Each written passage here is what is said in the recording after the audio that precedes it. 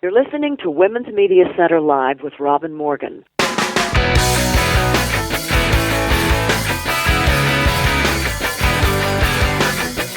Welcome to Women's Media Center Live. I'm Robin Morgan. My guests this week are two artists who are so talented and have each garnered deserved fistfuls of awards. One is a Korean-American playwright who is making history. The other is a documentarian and film director and producer who has done brave and memorable work in the African-American community. But before we get to hear from either of those, we need to go inside the headlines.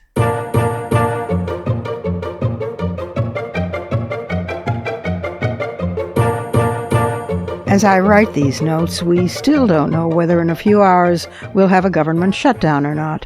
Thanks, GOP control of all three branches of government. Thanks, ultra-right-wing Freedom Caucus. Meanwhile, North and South Korea are playing on the same team at the Olympics. Gee, I wonder which cognitively functioning but psychologically psychotic leader given to bad hair, fits of rage, and authoritarianism is worse. Blue-collar workers at the Carrier factory have finally gone vocal. They feel forgotten and betrayed by Trump. Well, even though he has the greatest memory in the world by his own reckoning, he has a lot on his mind. After all, porn stars are surfacing, who got paid $130,000, probably for having given him a golden shower private treatment just a month before the election. There's backlash from his having smeared all nations of color. Then there's Steve Bannon, who did keep to the party line by refusing to answer questions about having worked in the Transition and West Wing before the House Intelligence Committee, on the grounds sort of a half-heartedly wielding of executive privilege. But that won't wash when Bannon is interviewed by Special Counsel Mueller, and this must give Trump heartburn, because Mueller, you see, and his investigation are part of the executive branch. Clever thing, the Constitution. In last week's Fighting Words, while examining how language is being manipulated by the Trumpists, I cited strictures being placed on the National Park Service, including the erasure of the term and all references to climate change. This week, the majority of members of the NPS Advisory Board jointly resigned to protest Trump regime policies. Trump-appointed Interior Secretary Ryan Zinke plans to open up the majority of the nation's coastlines to offshore drilling, over strong objections by the states concerned.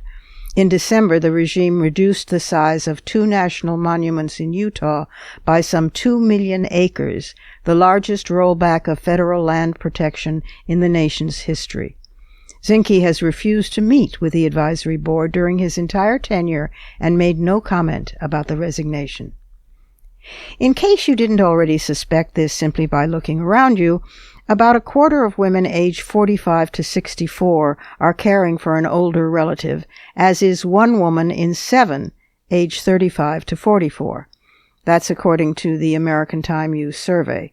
Now, a lot of those women are sandwich generation, which means they're also caring for children or grandchildren. This is all part of women's unpaid, invisible labor, which, when costed out, would change the GDP by 40%. Which brings us to economics. Before we went on holiday hiatus last month, feminist economist Heidi Hartman was a guest on the program, having organized a petition about gender diversity and the lack thereof in the field. Well, that turned out to be the first cannon shot. Early in January, the annual mega-gathering of American economists was walloped by lively panels and paper after paper showing patterns of gender discrimination, including barriers in choosing to study economics, job opportunities, writing research papers, access to top publications, and earning proper credit for published work. Economics departments have gradually increased their share of female faculty members over the past 20 years, but only 1 in 5 tenure-track professors is female. 1 in 3 new doctoral students was a woman in 2016, and fewer than 13 are assistant professors, which is essentially unchanged since 2006. The bias creeps into the most popular introductory economics textbooks, which refer to men 4 times as often as women, and 90% of the economists cited in those books are male. Proof of existence of bias in the field of economics is really shaking up the profession, because it claims that it supposedly functions only to objective interpretation and extrapolation of data, statistics, and evidence. The bias against African American women was especially pronounced. Only 52 black women earned economics doctorates between 2006 and 2015, a very slight increase from the 46 in the previous decade. And we wonder why so much of women's unpaid work is counted as invisible and unproductive? Still, making noise is a beginning, and making headway's even better. The triumph of this past week belongs to Patty Schachter, Democratic candidate for the rural 10th State Senate District in Wisconsin. The seat hasn't gone to a Democrat in 17 years, and Trump won the district by 17 points. But a special election necessitated by Governor Scott Walker, having tapped the state senator who held it to be his agriculture secretary, well, that turned out to land a bombshell. Patty Schachter won by 9 points. The GOP is freaking out. In fact, this follows big wins scored by Democratic candidates, most of them women, in Virginia, Alabama, Oklahoma, Michigan, and elsewhere. 8 GOP congressional chairmen are suddenly retiring, and people were in the streets all weekend for the Women's March anniversary, about which more later in Fighting Words, and for the Salvadorans, and for the DACA kids. Blue wave rising, folks. Women on the move.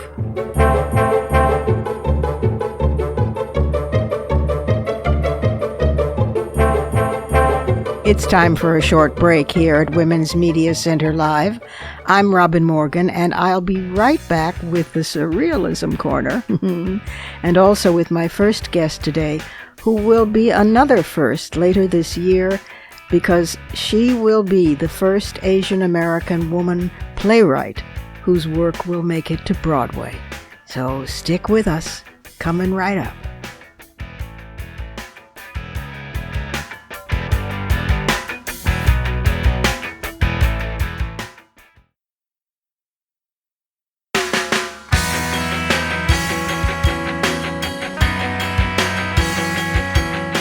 You're listening to Women's Media Center Live with Robin Morgan.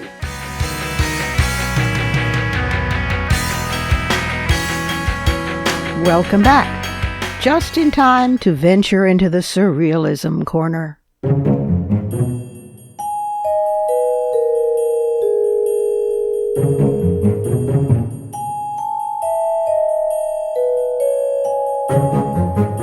The New York Times conducted a survey of 615 men, asking how they conduct themselves at work. Here are the percentages of men who say they performed various kinds of behavior women would find unfortunate, to say the least. 19% told sexual stories or jokes that, quote, some might consider offensive, close quote. 16% made remarks that some might consider sexist. 7% displayed, used, or distributed materials like videos or cartoons that some might consider sexist. 1% made an attempt to draw someone into a discussion of sexual matters even though the person did not want to. 4% made gestures or used body language of a sexual nature which embarrassed or offended someone. 4% continued to ask someone for dates, drinks, or dinner, even though the person clearly said no. 3% made attempts to establish a sexual relationship with someone despite that person's efforts to discourage it. 2% touched someone in a way that made the person feel uncomfortable. 1% made uninvited attempts to stroke or kiss someone. 2% offered or implied rewards if someone engaged in sexual behavior, or treated someone badly if he or she did not. Well, that's pretty appalling, and given the expectably small number of people who would answer such a survey honestly and acknowledge such behavior, it's pretty depressing. But good to know, always better to know what we're up against. Meanwhile, back in academia, trumpets and fanfare. New studies of ancient bones show that women's physical labor was central to driving the agricultural revolution in Europe.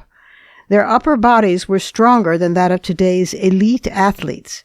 We're talking 6,000 years ago, people, when Europeans were just starting to settle down and farm. It's been thought all this time by men that women played minor roles, bearing and raising children, stripping hides from animals killed by men dragged back to the cave, the animals that is, cooking the animals, and doubtless being raped. The usual.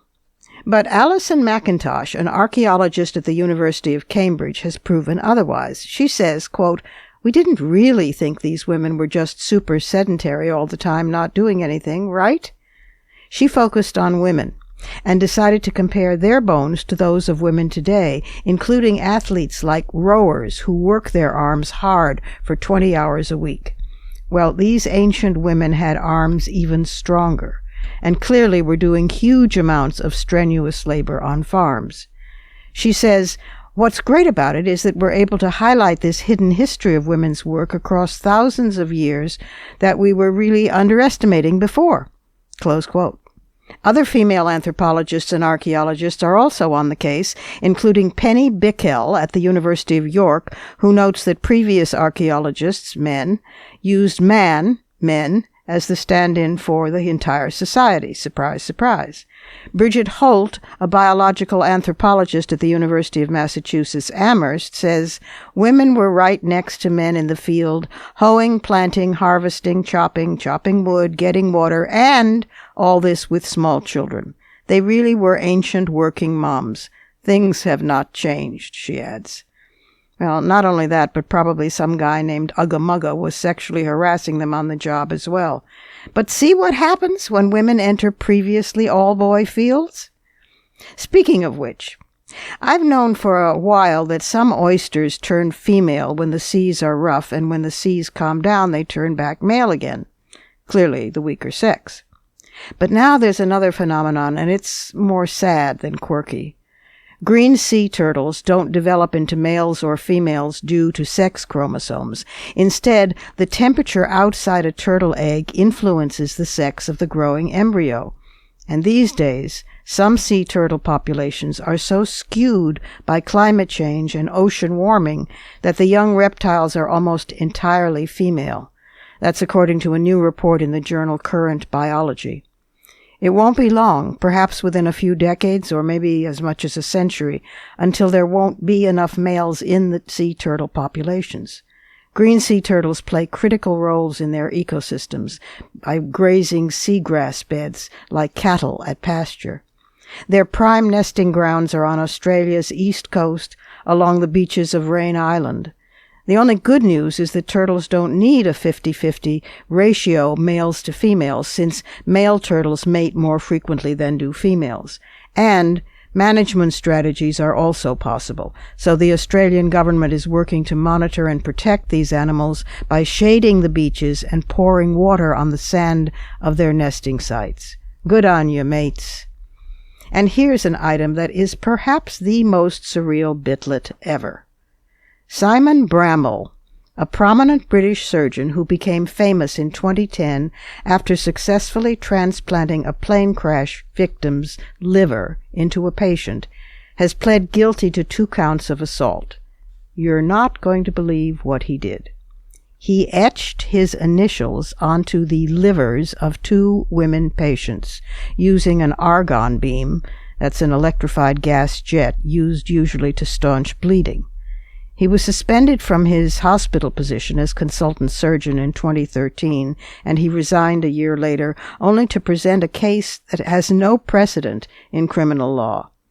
Joyce Robbins, who represented the Patients' Concerns campaign, was quoted by The Guardian saying, "This is a patient we are talking about, not an autograph book."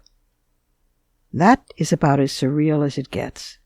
Oh, shh, I shouldn't say that out loud. The universe might hear and come up with something else.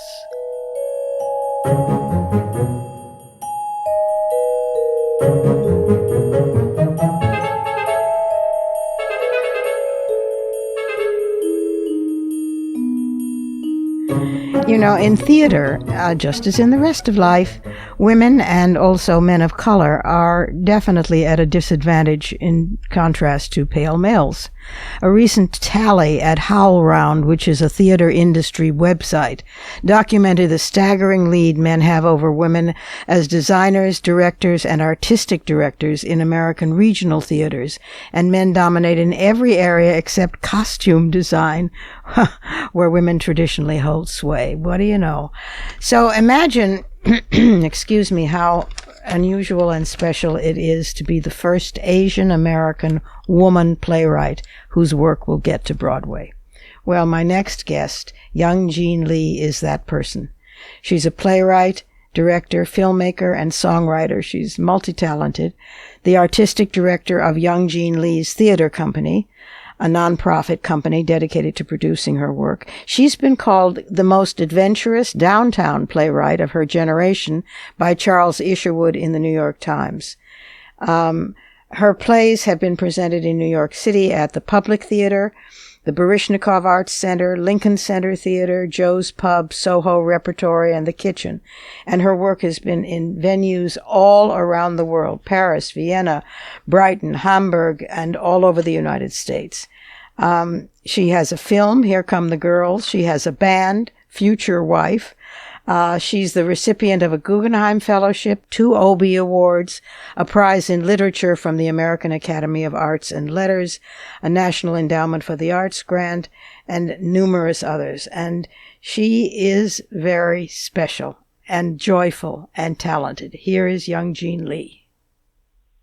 Welcome to the program, Young Jean. It's delightful to have you here. Thank you so much for having me. Well, congratulations. You're going to be the first Asian American female playwright to make it to Broadway. Thank you.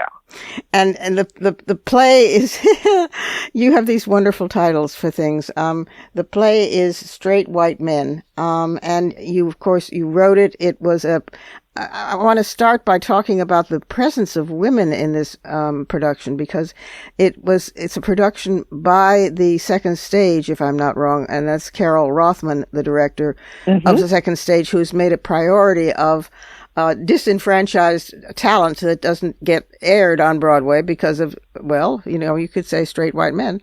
And you have a woman director as well, Anna Shapiro.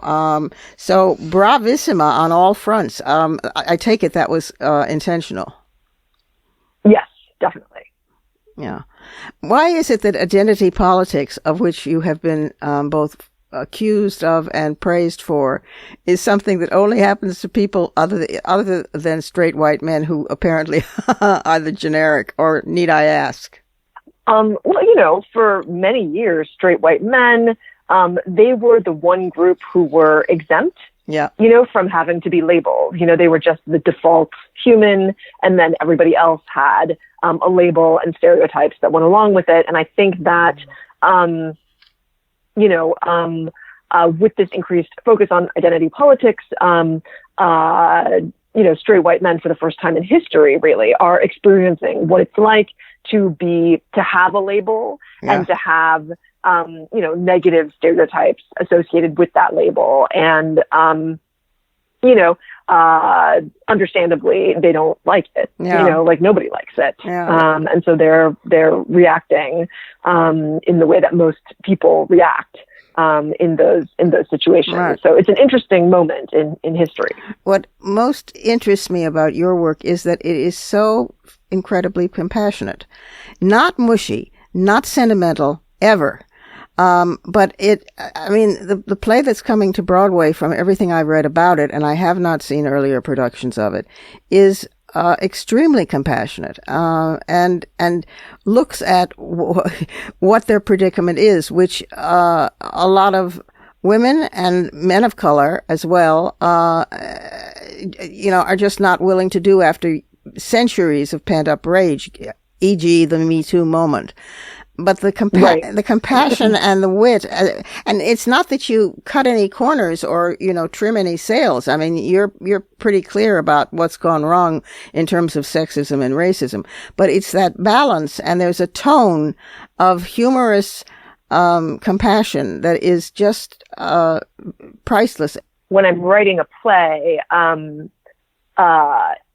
always try to put myself in the shoes of my characters. Right. And so for this play, I, tried to imagine what would it be like if I woke up tomorrow morning in the body of a straight white man. Ooh. So all my history, everything is the same, but just like, I just physically, my body is that of a straight white male. All right. And I thought, what would happen? Yeah. And, surprisingly, for me, it wouldn't be a jackpot. Right. There would be some serious issues with that. Right. And so that was sort of what was interesting for me and where the empathy came from. Yeah. Like what would life be like for me if I had my mentality, but just in that body. Right. And a lot of empathy also came from, I was talking to a group of people of color and women and queer people, and they were complaining about straight white men, and I said, well, what do you want straight white men to do? Mm-hmm. And they gave me this long list of things that they wanted straight white men to do, and so I took that list and I created a character from that list. And when they saw that character played on stage, they all just hated him. And, I was kind of shocked, and I said, like, why do you hate him? He's everything you said you wanted. And they said, well, but he's a loser. And, interesting. And that was like a fascinating real bind for me, like where it's like all of the characteristics that they wanted straight white men to have were characteristics of a loser. They want straight white men to lose, but then when a straight white man is losing, they are very angry that he's not living up to his potential because of all the privilege he has. So when I was imagining myself like waking up tomorrow as a straight white man, right, sort of facing that situation, for me, it would be a problem. Like and I'm not saying in any way, oh, straight white men are like horrible victims right now, because all you need to do to not be in that bind is to just not care. Yeah. So if you're a straight white man and I wake up tomorrow morning and I'm like, oh, great, let me just exploit my privilege as much as I can. Right. And, grab as much as I can and like screw everybody else, then there's no problem. But if it's me waking up in that body with all of my sort of social consciousness, it would be a problem. Interesting. Because, for me, I can say, hey, I'm the first Asian female playwright on Broadway, like I'm bringing diversity, like this is this great thing I'm doing. But when you really look at the heart of it, I'm not doing anything that different from anyone else. Like I'm just pursuing my interests and doing what I want. Like I'm not trying to perform some sort of public service. And I think that that's something that women and people of color like need to be aware of, that, it's not enough just to be successful. You've got, the world is in dire straits right now, and we need to do more than just be successful and try to climb to the top. Yes, of course. But also you're an artist. I mean, and that's your primary message. And then that you put it, I wouldn't necessarily, I don't like to say at the service because it sounds like socialist realist art, at the service of social justice, but that nonetheless, they are not unconnected. I mean, I realized some time ago that life can get away sometimes with stereotypes, but art can't. It was a novel and I had a particular villain, and he was really, really bad in real life. It was a bishop during the Inquisition, historical novel, but I couldn't manage that in the book. I mean, in other words, I had to give him his motivation as a character, or else he was just dead on the page. Sometimes life can get away, witness who's sitting in the White House, with stereotypes that are unbelievable, that if you put them nobody would believe that. No, you have managed what seems to be, I'm sure, very, very effortless, and I'm sure it takes a great deal of effort, a balance of compassion and stringency in your characters, at least the ones I've seen. And I wanted to ask, We're Gonna Die, which is one of you're multifaceted, of course. You've got this band, Future Wife. You've done a recording, you've done a film. And with We're Gonna Die, which some people called a rock cabaret, which I did see a couple of years ago, which was absolutely wonderful, a mix of stories and songs and performance, and it just, no wonder they called it a rock cabaret, because there wasn't a name for it yet. You created a new art form.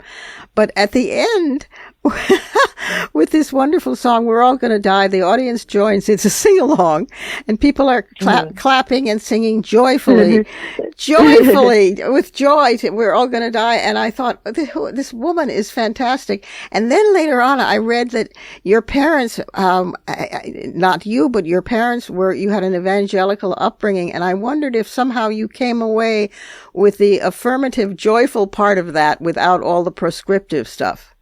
Does that have an influence on the end of We're Gonna Die? Yeah, definitely. I mean, and also, like, I had a lot of issues with with my evangelical upbringing, and I made a show called Church that basically, dealt with exactly what you're talking about. Like, it was sort of taking all of the joy, as my way of coming to terms with this history of mine. Like It was a way of taking all the joy and taking all the positive and sort of leaving behind the things that I didn't agree with. And that show was very therapeutic to me. And I think that, that has carried through into my other work, which, all of which has involved, some form of singing, dancing, joy. Yeah. Yes. I mean, and hell, we need that. Have you felt that there's been a lessening of resistance to you as a woman or as a woman of color in the theater community, or are we still on the super uphill incline? It's a little hard for me to say, because this Broadway production is going to be my first real experience with very mainstream, right? With the mainstream theater world. Like, until now, it's been very downtown, my career. And so, downtown has, like, my experience, there's been a lot of embracing of, like, women and people of color. So I really haven't experienced that, being in the boys, trying to fight my way into the boys club. And with this Broadway production, it's not so much that Broadway has opened its doors for me. It's just that Carol Rothman has sort of kicked open, she like bought a theater and like is forcing open the doors for people like me to enter. So I, in my experience, throughout my entire career, there have been people like Carol Rothman, who have been very supportive of me. So I've been lucky in that way, and that I have, the worlds I've traveled in have been, very, open to diversity, supportive of diversity. Right. But you started your own theater company in order to get produced. I mean, you had to, in other words, set up your own shop in a sense, even off.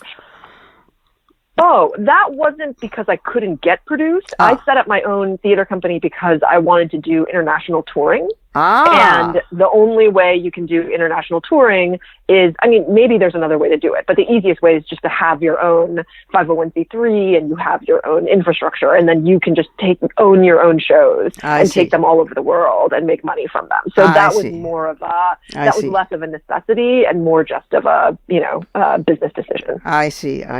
What's next? Or are you not looking ahead past?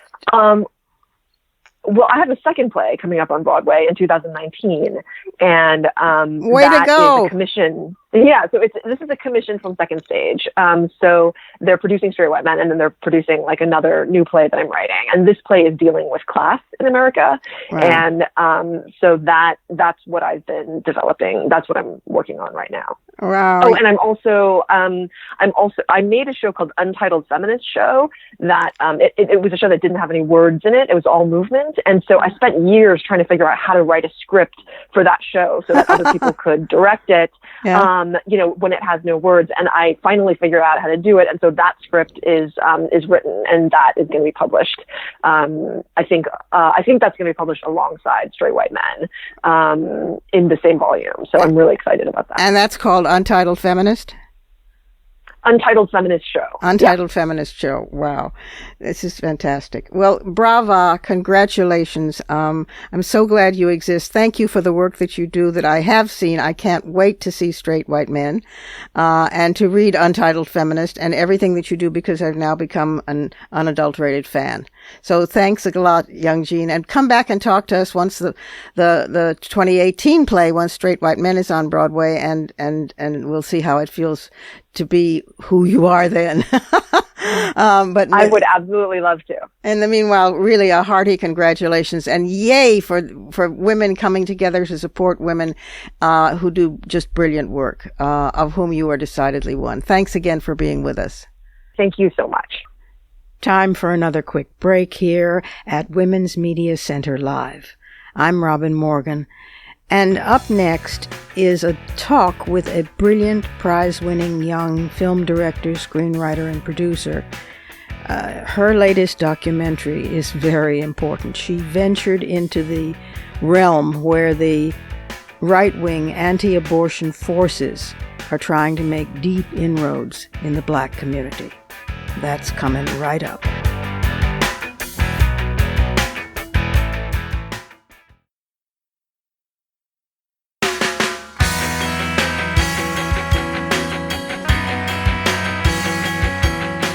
You're listening to Women's Media Center Live with Robin Morgan.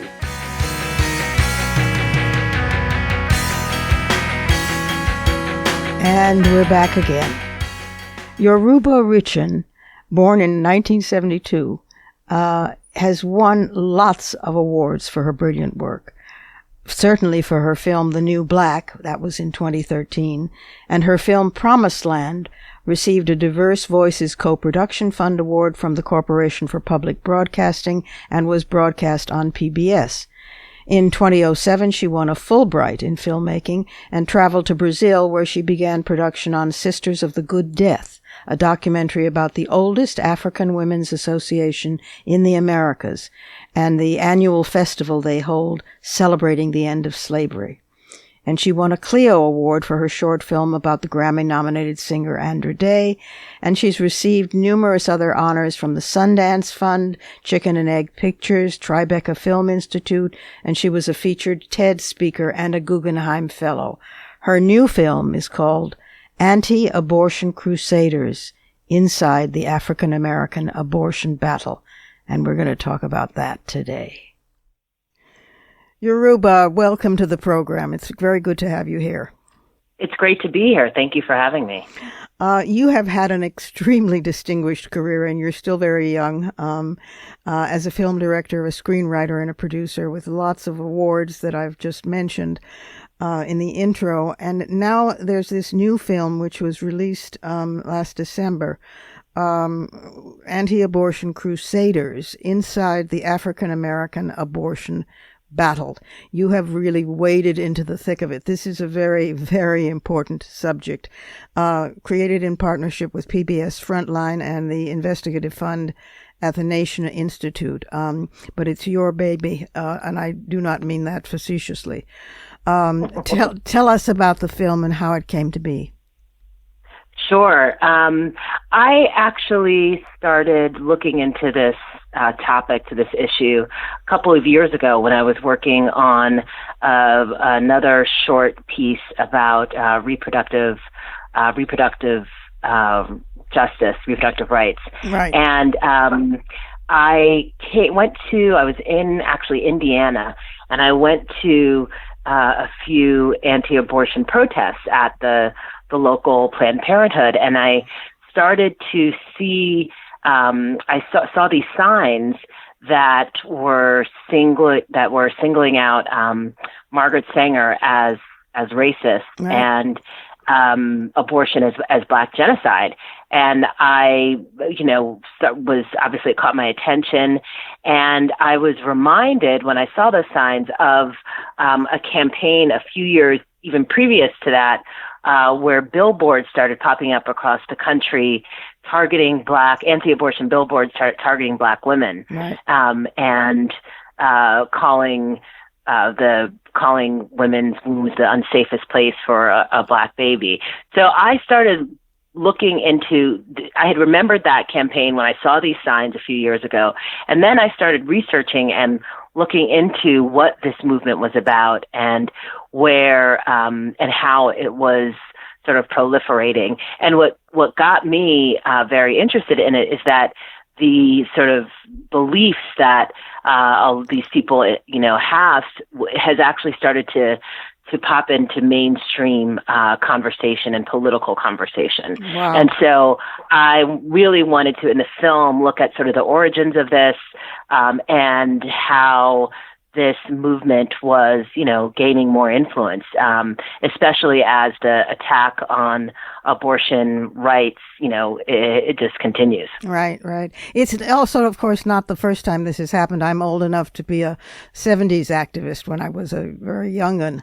And this started, the first time I heard of it was in the civil rights struggle. And there was no real women's movement then. There was no real support for women who said, in the civil rights struggle, black as well as white, well, yeah, but yes, there's racism and everything, but just a minute, it's also my choice.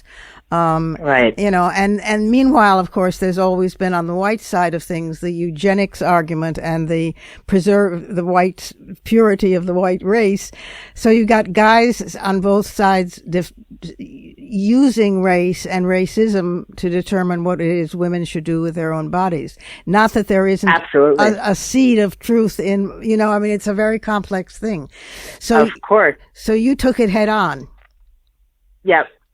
And I think it was very important, exactly what you said, to look at the seed of truth in, and in the argument that, that there has always been, from, structural, attacks on women, on Black women's reproduction. I mean, that has been true. Right. And Margaret Sanger does have a checkered history as well, as a history of working with Black African-American activists at the time, such as W.E.B. Du Bois. That's right. Bringing birth control, in Black communities.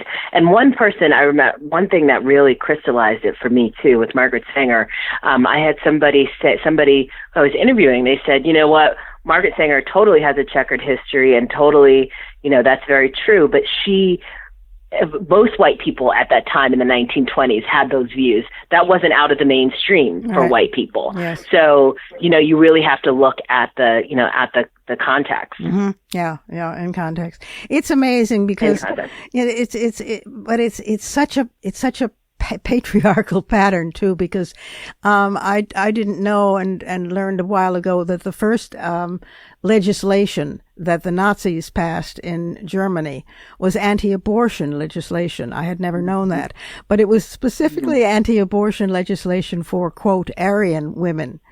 In other words, you must bear our Aryan children, girls. Whereas abortion was encouraged for Jewish women. There were no, if you could find them, they were sure getting out as fast as they could. Black people in Germany at that point. So it's always been used as in the power struggle between men, and there is a decided, considering the history of slavery in this country, racial history to reproduction that is all its own horror. Absolutely. And the thing that's interesting, too, is that a lot of white people in this movement who are using this argument against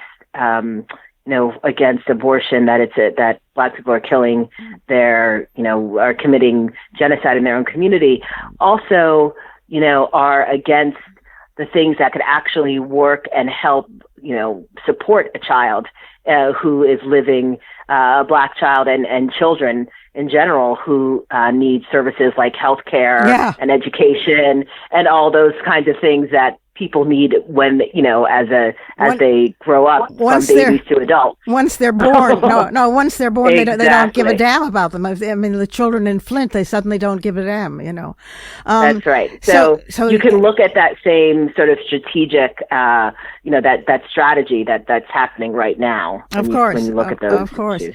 Do you find that this is making real inroads in the Black community among women? I think You know what I think it is? What I get that question all the time, and in some ways it's hard to tell. I mean, it's not like this has been sort of polled or it's not even that well covered.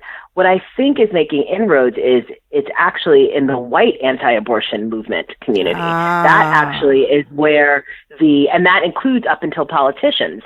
I wasn't able to fit it in the piece, but there was a recent Senate hearing of personhood on the Personhood Amendment, which is one of the anti-abortion pieces of legislation, where Steve King from Iowa, I believe that's who it was, brings up this argument that this is that abortion is worse than slavery to the Black community. We've had politicians touting this. Ben Carson has said this. So that's where I actually think it's making inroads, which in some ways is even scarier. Yeah, it's terrifying. Yeah, I mean, it's their one concern then for the Black community is that Black women should be denied the right to choice. Basically, is what it boils down to. How did you actually film this? You went into communities. I guess the churches have a role in this. The Black church or some of the Black church. Yes, I mean the church is still. A lot of these arguments do come from a religious base. That is true, and. Just like, in the sort of mainstream white anti-abortion movement, same thing. Yeah.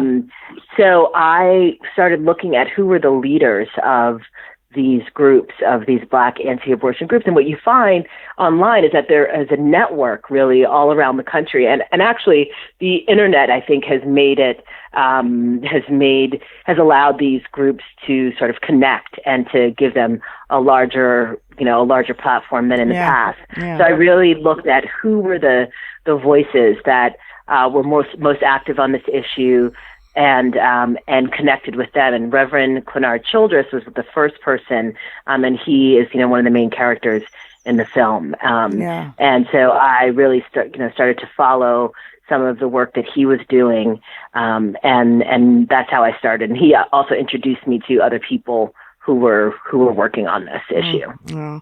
Is there counter work being done of an equal weight or a balancing weight, do you feel, from the Black feminist community? Yes, I do. There's organizations that have that are really looking, especially in the wake of the Billboard campaign a few years ago, that have taken this on and are creating media and organizing to counter this message. And there's groups, sort of locally. Sister Song is one in Atlanta. Right. That's probably the most well-known.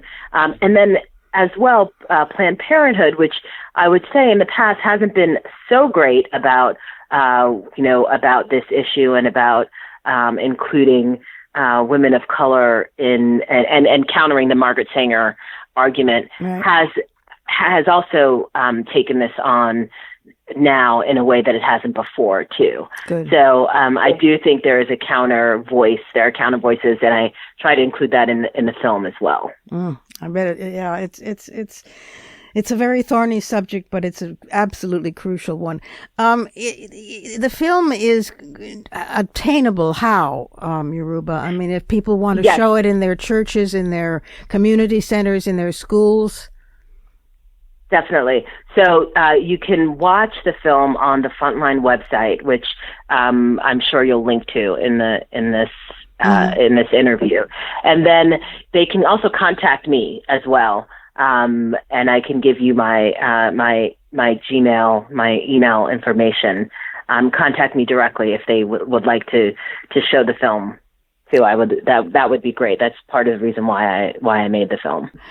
What's your next project? As something as controversial and courageous as this? Wow. So I actually have a few different projects that I'm working on. My next big feature, not a short, that I'm working on is very different, but it's also involves African American and women, and it's about African-American female, trailblazing African-American female entertainers, and their political and artistic work. And I look from the 1940s until today and focus on 5 women. It's called How It Feels to Be Free. Oh, from the Nina Simone song, from the great Nina Simone. Yes, and Exactly, and it's based on a book that I've optioned of the same name, How It Feels to Be Free. Oh, beautiful.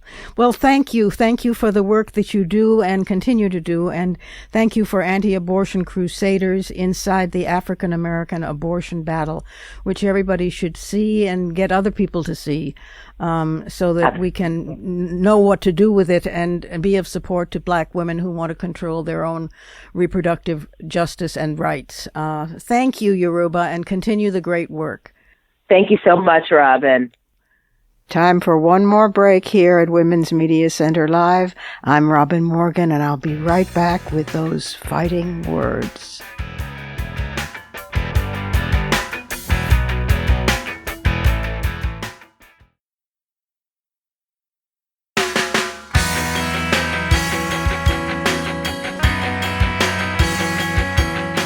You're listening to Women's Media Center Live with Robin Morgan.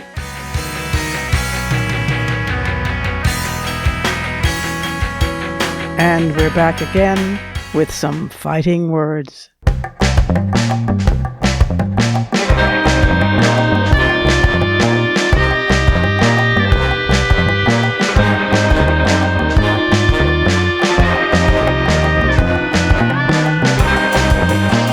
This weekend, women and also men of conscience across this country and the world celebrated the first anniversary of the Women's March, last year's demonstration, and in part because it took place just as Trump ascended office, the single largest protest in the history of this country and possibly the planet.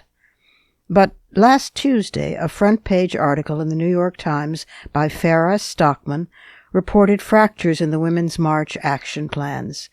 Women's March, Inc., yes, they're now incorporated, probably for fundraising purposes, the high-profile group formed by organizers of last year's event in Washington, D.C., well, they have since focused on national actions, while women across the country have been mobilizing locally, with their emphasis on this fall's elections, particularly those in red states. Now, at first, months back, I naively thought, what's the problem? Think global, act local. And I kept silent, not wanting to feed any flames. But now, the New York Times front page. Oh dear, time to speak up.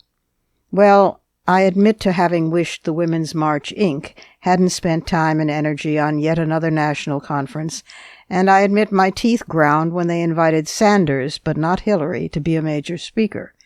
But then a lot of feminists made it known that their teeth were grinding, and the organizers did have the grace to back away from that invitation. I also admit to having supported behind-the-scenes feminist advisors to Women's March, Inc. in urging them not to mount the Day Without Women, the women's strike. To ignore one's history is to repeat it. A number of countries, including our own, have tried less than successfully, with the notable exception of Iceland, to mount such strikes. For one thing, women won't just walk out on their kids. For another, striking is a luxury for most women who are in low-paying jobs. Well, okay, so Women's March organizers made some mistakes, that's natural, but they had pulled off something huge.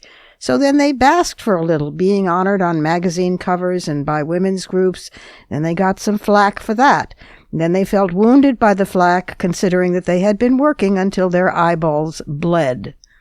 I really understand, having played every position along that progression, and only wish there was some way to download experience without sounding like a preachy feminist elder. Meanwhile, back at the grassroots, activity has been spreading like kudzu, and it makes my heart sing. Isn't this what we wanted to happen? Unlike the organizers of Women's March, Inc., who had organizing experience mostly with progressive groups other than feminist ones, the newbies in Mobile, Alabama, and Oklahoma City and Berea, Kentucky, they had formed local women's marching groups and, also working with tools from indivisible.org, in the past year have protested at town hall meetings, sat in at congressional offices, demonstrated for abortion rights, and rung doorbells to defeat Roy Moore in Alabama. Some of them are planning to run for office or already running. But then they found themselves unwelcome to advertise their events on the Women's March, Inc. website. So they networked and formed another group called March On at wearemarchon.org. Now, this is not to be confused with MoveOn.org, which is progressive but not particularly feminist. All these folks could use some help with naming. Well, like Women's March Inc., MarchOn.org is also interracial and inter-everything else. But as Lindsay Canelli, who organized the Women's March in Oklahoma City, said, quote, "We can march and yell about all the stuff we want to change, but unless we're getting people elected to office who are going to make those changes, we're not really doing anything," close quote. She's now a March On board member. Women's March Inc. and March On, let's call them Inc. and Org for shorthand. The response from Inc. has not necessarily employed feminist diplomacy. Their rather condescending statement said they wanted to, quote, welcome the group to the resistance. Uh-oh. But they wanted to, quote, make sure groups have distinct branding and messaging that is specific to them and doesn't appear as if it is directly Women's March related, close quote. Ow! Male movement Central Committee style speak with a dash of corporate lingo to boot. The org women, humbly admitting that most of them had never done this before and they needed all the help they could get, also did note that they knew their own communities and that Inc. sometimes used its powerful platform for issues and actions that didn't always work in their neighborhoods. The general strike, for example, fell flat, where women depend on hourly wages and have no union protections. Could have told you so. In Oatmeal, Texas, you heard that right, Oatmeal, Texas, Melissa Fierro, who organized 100,000 people last year in Austin, feels that promoting peace in Syria is less attainable this fall, maybe, than promoting candidates for local office who support a woman's right to choose, which is under daily assault in Texas. She's now with Org. Inc., it must be said, also really blew it with our sisters to the north. Canadians who had held marches in solidarity with us last year and then were furious when Women's March Inc., based in New York, registered the name Women's March Canada and appointed a board, all without consulting them. Oh, it hurts my heart. Being Canadians, they wrote a nice protest letter urging solidarity and unity, but after getting no response, they went Mountie, renamed themselves March on Canada, and created the hashtag Don't Trademark the Movement. They are now affiliated with March On. This reminds me of a group of French women who years ago tried to copyright the name Mouvement de Libération des Femmes and sued other groups who used it. They did not end up well, and they are remembered, if at all, avec merde. No one asked me, but if they had, this elder would beg the Women's March Inc. people to please not repeat the proprietary mistakes of some earlier feminist groups.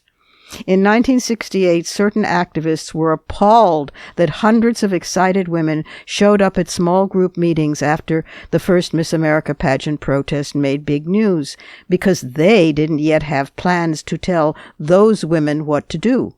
Well, those women managed quite nicely building a movement without top-down orders, thank you very much. So I would say, please, follow the wise example instead of indivisible.org, and don't try to control the enormous energy out there right now. Celebrate it. Forget optics, branding, and messaging. You already have access and press and funding, so just equip people with good information and how-to organizing tools. They'll do the rest. They know their own issues. Especially, for God's sake, do not boss around activists in other countries, apparently learning nothing from 50 years of building global feminism and instead acting, I must say it, like ugly Americans. Look, I know you're good-hearted women, Inc., and I know you're exhausted and feel unappreciated and now panicked that things swiftly grew beyond your control. But your great success last year was historic, and it was based on inclusiveness, remember? So don't let the glitz and hoopla go to your otherwise intelligent heads. Remember, too, that the March On women are working their butts off with little or no funding or press or optics. Though when you have their kind of vision, pissed-offedness and elbow grease, to hell with branding and messaging. I'd also say to the March On women, go for it. But please don't blame New York for these problems of perceived arrogance. I live in New York, but I know from experience that to organize in Kentucky and Oklahoma and everywhere else you are is real frontline feminism, real women's movement leadership. The good news is that none of this dampened enthusiasm this weekend. Most people don't know or care how many devils of division dance on the head of a pin. Also, most movement breaks in time inch grudgingly back toward each other, at least in the women's movement. Sometimes perspective is one benefit of age.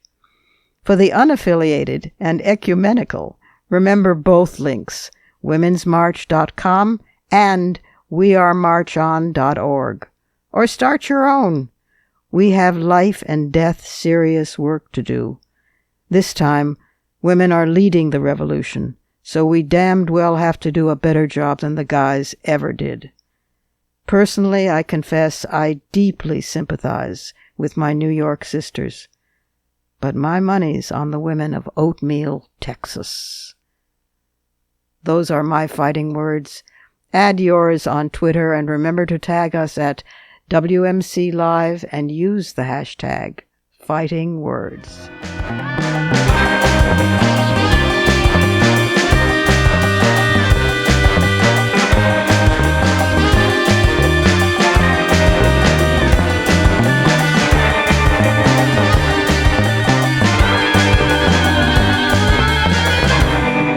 And that's it for today.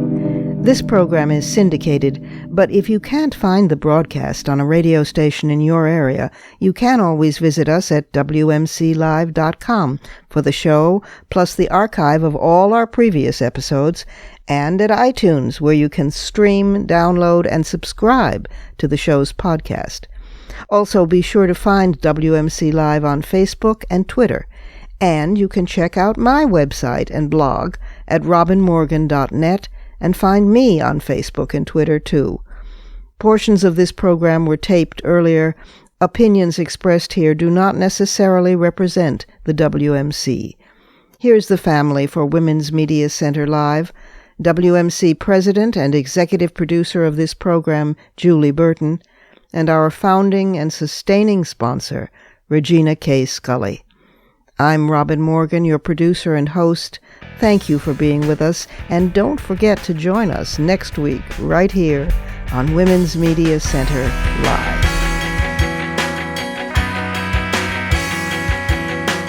For the smartest talk about news, politics, sex, books, religion, race, and more, tune your radio to Women's Media Center Live with Robin Morgan. Audacious, witty, provocative, informative, and fun. It's Women's Media Center Live with Robin Morgan on WMCLive.com. Talk radio with a brain.